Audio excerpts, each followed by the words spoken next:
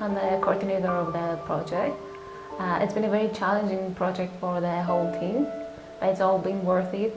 It is the final conference for the Act Beyond Borders project, but I would prefer to look at it as the beginning of a big new project. It is always better to take people away from their daily lives and protect them somewhere where they can stay together even for a couple of days or ideally for a week, because only then people become a bit disconnected from the realities of everyday life and they are able to vision and dream and construct the future.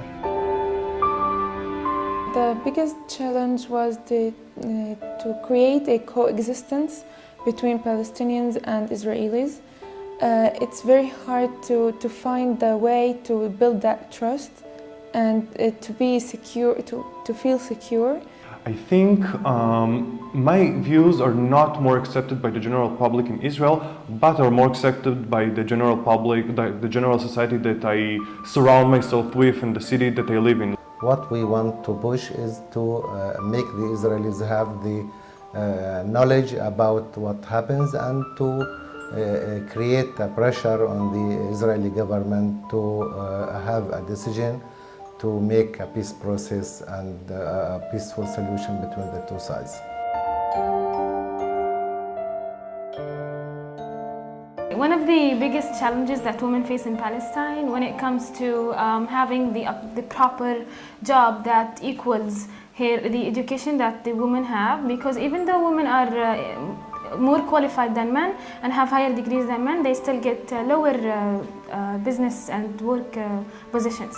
It has a lot of effect on us, the fact that it is a very patriarchal society, especially in Israel and Palestine, and men are the ones that are taking the decisions. And there's a very militaristic environment. Among the other things that I do, I'm also an officer in the Israeli reserves. During my army service, I realized more and more that there's something really twisted in the situation that I'm part of. That's the year that my first child was born, Maya, and then the next time I went off to the army, she saw me taking out my army boots, and she took the army boots, opened the door, threw them out the door, and said, Abba lo tzava, but it's translated in English into Daddy, no army.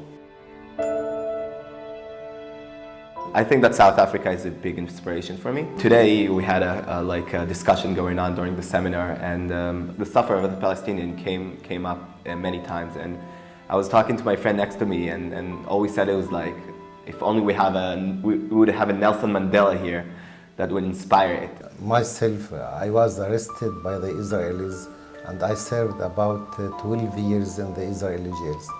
And this made me to think about the conflict, about everything. I myself was wounded earlier on, not during the Intifada, another action, and I had a fragmentation in my eye from a grenade. And I almost always wear sunglasses outside because of this injury. And what happened with me maybe happens with other Palestinians, so I want to end this situation. Because as I suffered from the conflict in the past 45 years, I don't want my children to continue suffering, and I don't know also the children of my neighbor Shlomo or Yossi, whatever, to continue suffering.